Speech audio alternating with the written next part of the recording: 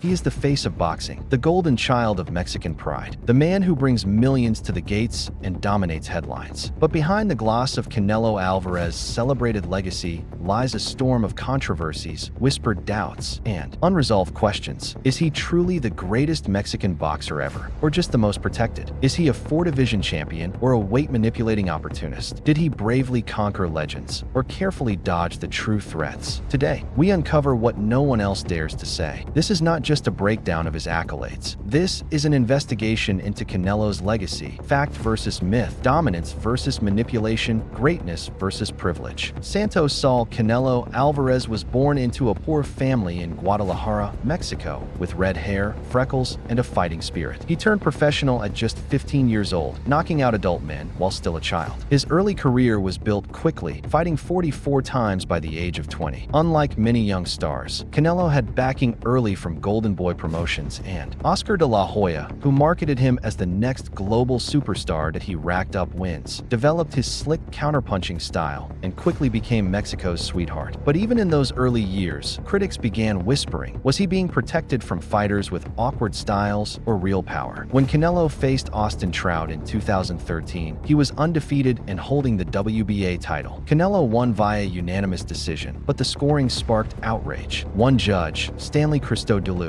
scored at 118 to 109, despite the bout being razor close. Many believe Trout was robbed. In 2014, Canelo fought Arislandi Lara, a slick Cuban southpaw known for frustrating styles. Lara boxed masterfully, landing cleaner shots and neutralizing Canelo's aggression. Yet, Canelo won via split decision. Once again, cries of robbery filled the air. Some fans and experts called it one of the worst decisions in years. What was happening? Was Canelo winning fights in the ring or in the scorecards? Then came Gennady Golovkin, the feared Kazakh knockout machine. Their 2017 clash was one of the most anticipated fights in years. In the ring, Golovkin outlanded Canelo in 10 of 12 rounds, applying pressure, controlling distance, and eating Canelo's best shots. Shockingly, the fight was declared a split draw. One judge, Adelaide Bird, scored at 118 to 110 for Canelo, in what is now considered one of the worst cards in boxing history. The rematch came a year later. It was closer, more action-packed, and Canelo fought better. But again, the result, a majority decision win for Canelo, divided fans and media. A third fight in 2022 was seen by many as too late. With Golovkin aging and ineffective, David Benavidez is an undefeated super middleweight monster, relentless pressure, and a Mexican-American fan base of his own. For years, fans clamored for Canelo versus Benavidez, especially after Canelo unified the 168-pound. But the fight never came. Canelo dismissed Benavidez as not bringing anything and questioned his resume. Critics argue that Canelo used his superstar status to avoid high-risk fights and protect his brand. Benavidez, meanwhile, continues to destroy opponents and call Canelo out.